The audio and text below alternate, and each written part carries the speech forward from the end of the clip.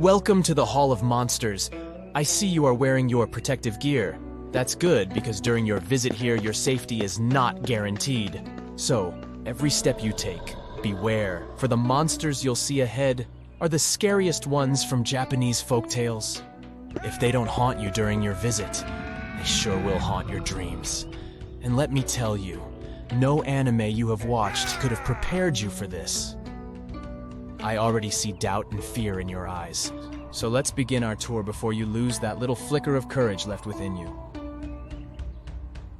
There's no better monster to greet you than the Naparabo. You might not notice it, but it is happy to have new victims. I mean visitors. Naparabo looks like an ordinary human being in almost every way. That is why it can blend in seamlessly with human society. But things will quickly get uncanny once you meet face to face with it. You see, it has no face at all. Its head is like a blank orb. But here's the thing, Naparabo is quite harmless. It only frightens people, that's it. In legends and stories, it usually does that by impersonating someone familiar to its potential victims. And once it has their attention, it causes its features to disappear, almost as if erasing a pencil drawing. What is left is a blank, smooth sheet of skin with no eyes, nose, or mouth. So, as you might have imagined, its true identity and what it really looks like is unknown. One of the stories in which Naparabo appears is about a lazy fisherman. Despite his wife's warnings, he goes fishing from a sacred imperial koi pond. On his way there, he meets another fisherman who also warns him not to go there. Still, he ignores him. Once he arrives at the pond, a beautiful young woman begs him not to fish there. But he doesn't listen to her either. That is when she wipes off her face. When the fisherman runs home to hide with fear, his wife confronts him and criticizes him for his wrongdoing. Plot twist, only to wipe her face as well. Speaking of fish and ponds, let's move on to Cup Fa. Don't fall for their rather funny and mascot-like appearance. Cup Fa is a dangerous monster you wouldn't want to cross paths with. These creatures, which are often depicted as humanoid turtles, live in and around water bodies such as lakes, ponds, or rivers. Cup Fas are generally the size of a human child, yet they are physically stronger than a grown man. Their skin color can vary from different shades of green to bright red and even blue. In addition, they can either be slimy or covered in scales. As unique as each Cup Fa can be, they all have a turtle shell on their back and a mouth resembling a beak. Their arms and legs are webbed between the toes and fingers, but the most characteristic part of their appearance is the bowl-like objects that lie on top of their skulls. This is considered to be the source of Cup Fa's power and life force, and must be kept filled with water at all times. If this water spills or the bowl is damaged in any way, a Cup Fa can become incredibly weakened and will be unable to move. Cup Fas are known to cause mischief. Although they can befriend humans, you should always approach one with caution, because they might try to lure you into the water to feed on you. However, there's also a chance they might challenge you to a sumo wrestling match. Just know that they are really good at it before accepting this challenge. Yet again, if you do find yourself in a match, here's a pro tip. Find a way to trick the Cup Fa into bowing so low that the water in its dish spills out. And hey, if you refill that water later, you can bring the creature under your command. Take a look at this lady here. She seems to be sleeping peacefully, right? Well, look again. There's something strange going on with her neck. Rokurokubi might appear as an ordinary woman by day, but when it's nighttime and her body is asleep, her neck stretches to incredible lengths and roams around freely. Although Rokurokubi is no less creepy than the other creatures, there is something that makes her different. It is that, unlike others, she is actually not born as a monster. She used to be a human being just like us, but she was transformed by a curse resulting from some evil action or misdeed. But the story gets sadder, because the mentioned misdeed doesn't necessarily have to be her own doing. In many cases, it is either Rokurokubi's husband or father who actually committed evil actions. But she's the one paying the price because the curse only affects women. If you think Rokurokubi cannot be that harmful or scary with that heartbreaking backstory, then you're right. Her head might attack small animals sometimes, or she might cause mischief by scaring nearby people. But that's mostly it. What she loves to do in her night travels, however, is to lick up lamp oil with her long tongue. Well, who are we to judge someone's favorite food? Nukakubi is Rokurokubi's much scarier sister. She is like an advanced version of her. sort of like an upgraded Pokemon. While Rokurokubi's head is always attached to her body, Nukakubi's head can come off from the neck and float around far and away from her body. The worst part is, though, she can get bloodthirsty sometimes, and that's when her detached head will start preying on humans to quench that thirst. However, she is not invincible. It is believed that if her body moves by any chance while it is sleeping, and her head is still floating around as that happens, then her head cannot return back to the body. Hope that comforts you a bit. You see a roll of cotton. I see a life-threatening monster. According to Japanese folktales, especially the myth of Tsukumogami, inanimate objects receive a soul, therefore become alive and self-aware after serving their owners for 100 years. Although they are usually harmless, they might tend to play small pranks on people. Yet again, they still have the capacity to get angry and vengeful, especially if there are people who threw them away or didn't treat them well. They might group up to take revenge. Ittan Momen is one of those object monsters. These possessed long and narrow sheets of cloth which were used to make clothes, can be seen flying through the night sky. They are often malicious and attack people by wrapping their bodies around a person's face and neck, strangling or smothering them. In some tales, it is said that wrapped cloths would spin around and quickly come flying to wrap themselves around people and take them away to the skies. Joker's laughter is gonna sound like music to your ears once you hear this lady's. Waruhion is a female-looking monster that lives in the mountains, but despite her non-threatening appearance, meeting one will actually put you in a really dangerous position. She will smile and start laughing at you, and once she does, you'll realize that her laughter is somewhat toxic and infectious. It will cause you to start laughing along too, but even if she leaves, you will continue laughing after her until you are out of breath and unable to stand. Even if you were strong enough to resist laughing along with her, you would still not be safe. You see, merely hearing her laughter, no matter how far away she cackles, is enough to put you in a stupor. You'll be haunted by that annoying and ear-piercing sound wherever you go, for the rest of your life. However, it's not like anybody who travels through the mountains will meet her. There is one way to avoid this laughing curse altogether. You see, she appears to people only on the 1st, 9th, and 17th day of each month. So, plan your travels accordingly. You know, scientists make discoveries that change the world, but even they can face mysteries. Here are 10 things that have baffled scientists. Imagine that you constantly hear a low-frequency hum, and no one can trace its source. Roughly 4% of the world's population hears the hum. It's a geography-free sound. I mean, people all around the world hear it, so the name varies from Tao's hum to Auckland hum, depending on the region where it gets generated.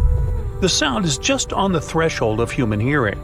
People hear it less when they're outside, and it gets louder indoors, especially at night.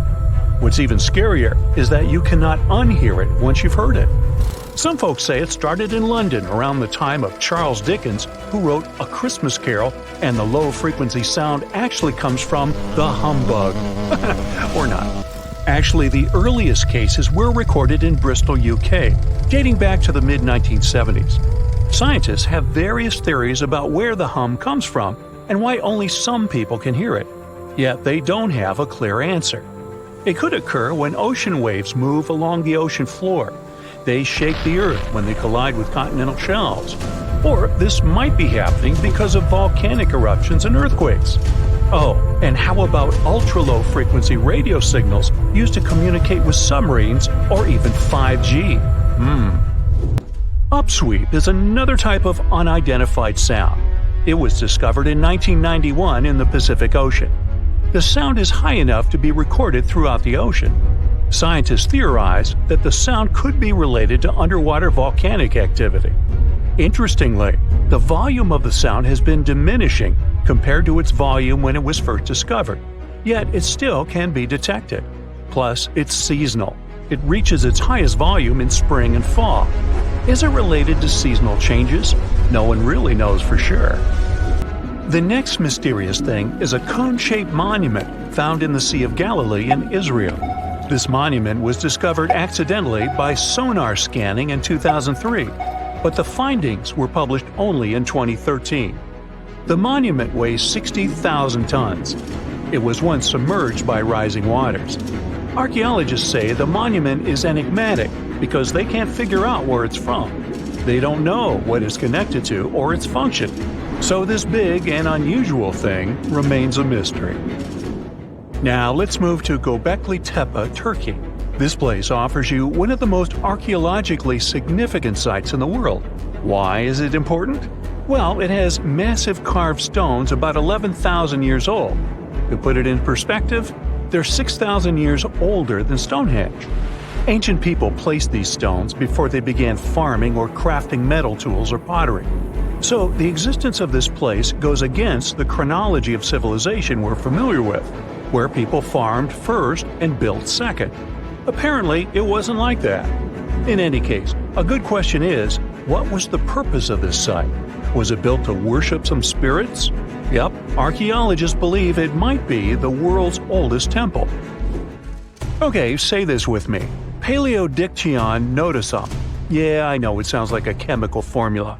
This is a living fossil found deep down on the ocean floor.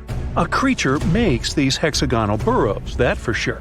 Yet scientists can't identify the artists. Now, what do I mean by living fossil? Well, Paleodictyon notusum is a creature believed to produce a burrow nearly identical to Paleodictyon fossils. Is it a worm-like animal that made them? Scientists don't know. One thing is clear, this isn't some random stuff created by geological forces. Now, speaking of fossils, take a look at this giant one. Its informal name is Godzillius. It was discovered in 2011 by an amateur paleontologist. This is a scientist who studies the history of life on Earth by analyzing fossil records. Anyway, back to Godzillius. It's almost 7 feet in length and 9 feet tall if you were to measure it upright. This fossil is 450 million years old, coming from the time when Cincinnati was underwater. It might be a fossilized algae mat, but some scientists have different opinions. This is a massive tunnel found in South America. The tunnel is at least 8,000 to 10,000 years old. At first, researchers discovered a couple of colossal burrows. They were enormous and neatly constructed. Geologists were amazed, saying they had never seen such structures before. There's no known geologic process to explain their formation. I mean, researchers have known about the burrows since the 1930s, but back then they believed that these tunnels were just some sort of archaeological construction, until they discovered huge claw marks on the walls and ceiling. They reasoned that some extinct species could be the ones to have left these marks. Many geologists strongly believe they found the burrows of giant ground sloths and armadillos. The structure is the largest known burrow from the Paleolithic age in the Amazon. Yet experts have many questions. How come such a deliberate-looking structure could form naturally? A researcher then discovered another strange cave. This one was hundreds of miles away from the massive tunnel. Fast forward, there are now more than 1,500 burrows from the Paleolithic age found in Brazil. What's even more interesting is that some of these caves are connected to tunnels that sometimes lead to chambers. I'll continue with a natural phenomenon. What if I told you that every year, especially in October, fireballs appear on the Mekong River in Thailand? According to legends, Naga fireballs are a call for Buddha to return to Earth, and river serpents are the ones making these calls. Well, that's a myth, but what does science say about it? Is it related to a flammable gas? There are no clear answers yet. These fireballs appear to rise from the water. They can go as high as almost 990 feet. They're like fireworks, disappearing rapidly. They typically glow with a reddish or orange color. I'll mention some legends too, because why not? They're thrilling. And it would be a shame not to include the one about the lost city of Atlantis. As you may know, the legend says that Atlantis submerged into the ocean around 11,000 years ago.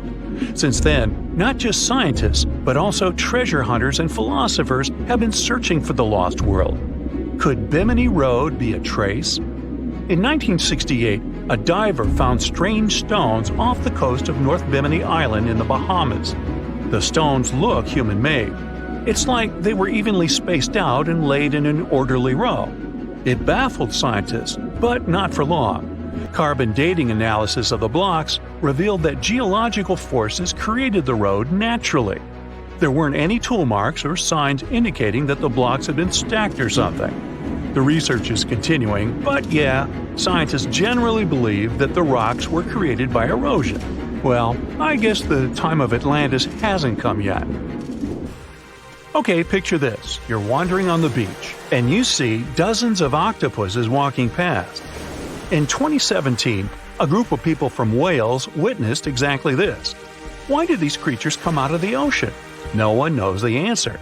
The group reported that they had seen 20 to 30 octopi crawling on the sand. The people looked for some signs of injury, but found nothing. They said that they had carried the animals back to the ocean. Interestingly, these creatures kept crawling onto the shore when people were asleep. Experts say that it's hard to be sure of the reason that pushed the animals to the beach without conducting a physical examination. They're still speculating about the reason behind this unusual and rare occurrence. Could it be overcrowding? Furthermore, the octopi were well armed. A separate study points out that the more fishers hunt large animals that feed on octopuses, the more the octopus population grows. Maybe that's why these creatures have to go farther to find food or shelter. But without proper research, these are only theories.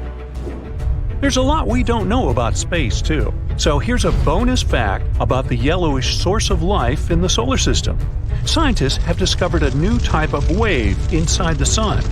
These waves move in the opposite direction to the sun's rotation. Plus, they move super fast, so fast that it's beyond our understanding. Researchers have different theories about the function of the waves. If they figure out their role, this could give them additional insight into the processes happening inside the sun. And yes, the octopi were well armed. That's it for today. So hey, if you pacify... In the past 30 years, scientists have made an incredible discovery of a new creature living deep beneath the surface of the ocean. And the name of the creature is the harp sponge. Now, if you're wondering why it took so long to come across this animal, then I might have the answer. These creatures typically hang out at a depth of roughly 11,100 feet beneath the ocean's waves.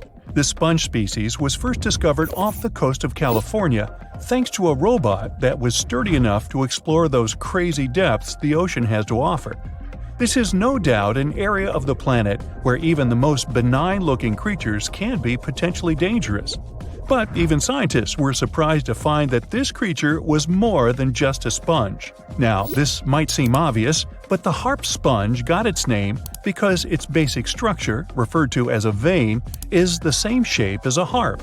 Each vein is made up of a horizontal branch supporting several parallel vertical branches. But don't let the harp sponge's fanciful and amusing appearance or its non-intimidating name fool you. Yeah, the harp sponge is very much a deep-sea hunter. It has a unique ability to capture and envelop small animals using its rhizoids, short, thin fibers. With their help, the harp sponge clings on to the soft, muddy bottom and catches tiny creatures that get swept into its branches by deep-sea currents. Uh-oh. Other sponge creatures often feed by pulling bacteria and bits of organic matter from the seawater and filtering them through their bodies. But not our harp sponge. Instead, it snatches its future meal with minuscule barbed hooks that cover each of the harp sponge's branches. Now, harp sponges prefer tiny crustaceans like crabs, crayfish, shrimps, and prawns. Once the harp sponge has one of them in its clutches, it envelops the animal in a thin membrane before slowly beginning to digest it. So, pal, what's eating you? Oh, Harpo? Too bad. Researchers believe that harp sponges use this method of feeding because there aren't enough nutrients that deep down. This makes traditional filter feeding less effective. Research has shown that the creature is still in the process of evolving. Early harp sponges, researchers found, only had 2 veins. But later, scientists discovered other harp sponges that had 6 veins. The harp sponge might have evolved this elaborate candle holder-like structure to increase its surface area. In general, harp sponges typically grow up to a length of 1 foot, but researchers have seen a creature that was 2 feet in length. The harp sponge is not only very unusual, but also beautiful to look at. See those tiny white balls on top of the branches? Now, why don't we look at some other creatures that live below the photic zone of Earth's oceans? The photic zone means the area beneath the ocean's surface that still receives some sunlight. Thanks to this, there are loads of different creatures and organisms living there. Any animal living beyond this layer qualifies as a deep-sea creature. The Tomopterus worm is a segmented worm you can find in the twilight zone of the ocean. This is the area that lies between 650 and 3,300 feet beneath the surface. These creatures are often no more than 1 inch long, but the largest of them can grow up to 1 foot. While swimming around and feeding, these worms do what researchers describe as an amazing smooth dance. That's because the creatures can swim extremely quickly and maneuver at tight angles with ease. Now, I know most people hear the word worm and think of the common earthworm, so it's quite interesting to know there's a deep-sea worm out there that never leaves the water during its entire life. Similarly, most of us try to avoid jellyfish that either rest on the sand or sit on top of the ocean waves. This isn't the case with a chrysota jelly. That's a deep-sea creature too. This beautiful jellyfish is mostly ruby red, bright orange, or electric purple. That's what helped researchers realize they had found a new species of jellyfish. The creature grows to a maximum size of 1 inch across. It has tentacles that stretch out in every direction. Now, if you come close to this jellyfish, it'll pull all these tentacles in toward its body before rapidly swimming away to avoid danger. Yes, you are dangerous. The chrysota jelly is extremely rare. You won't see it very often. You might need to borrow that deep-sea diving robot I mentioned earlier. While worms and jellyfish might seem quite harmless, this isn't the case with the Pacific viperfish. Ooh. This creature is equipped with a noticeably big mouth, like me. And the needle-like teeth inside are key to its hunting strategy. Pacific viperfish live at around 5,000 feet below the ocean surface. But they're among those numerous marine animals that migrate each night from the ocean depths toward shallower waters to dine. What's on the menu for dinner tonight? Lots of small fish and shrimp. The creature can grow up to 12 inches in length. Its 2 front fangs, which stick up from the fish's bottom jaw past its own eyes, are especially dramatic. When the fish unhinges its jaw, its mouth can open wide enough to engulf smaller animals, and the teeth form a cage to prevent an escape. Now, have you ever seen an underwater creature that looks like a strawberry? Trust me, it does exist. Just look at these dots on the strawberry squid. The creature has a big eye and a smaller one. You might think this unconventional pairing would be awkward and uncomfortable, but it's actually the opposite. The big left eye looks upward. It spots shadows cast by other animals in the dimly lit waters above. The eye's tubular shape helps it collect as much light as possible. On the other side of the squid's head, you can see its right eye. It's small and looks downward. This eye searches for flashes of bioluminescence produced by animals lurking in the darker waters below. Now, bioluminescence means the production and emission of light by living organisms. By the way, the squid has a nickname. And no, it's not Squiggy, although that's a great one. It's known as the cockeyed squid. This is simply due to the remarkable difference in size between its 2 eyes. I think I like Squiggy better, and so it goes. Since light doesn't reach the deep sea, the strawberry squid's body actually looks black. This helps the creature hide from enemies, such as sharks and dolphins. In general, the strawberry squid grows to a length of 5 inches. It typically lives around 3,000 feet below the surface, but floats to shallower waters at night. Now, the feather star is a marine creature without a backbone, but with feather-like arms that radiate from the center of its body. These creatures first appeared around 200 million years ago. Related to sea stars, they look like a flower, but if you approach them, they'll quickly swim away. But not all feather stars can swim. Many species can only crawl along the bottom of the seafloor. Like some of the other deep-sea creatures we've looked at, the feather star can adapt to its surroundings. It has a creepy ability to shed its arms, the same way some lizards can shed their tails. This also helps them escape from their enemies. Feather stars live all across the globe, from the equator to the poles, from the shallow waters on top of reefs to the deep, deep sea. Now, given that we're dealing with mysterious creatures, the name of this one is quite fitting. The swift vampire squid should be the official symbol of life in the deep sea. The animal has a dark red body, huge blue eyes, and a cloak-like web that stretches between its 8 arms. This, along with its name, may suggest that the creature is some form of a terrifying hunter. In reality, though, the vampire squid is a soft-bodied, timid creature, about the size, shape, and color of a football. It grows to roughly 12 inches in length and lives 3,000 feet below the waves. There's almost no oxygen there, but also relatively few predators. Whew, I think I'll need to decompress from this one.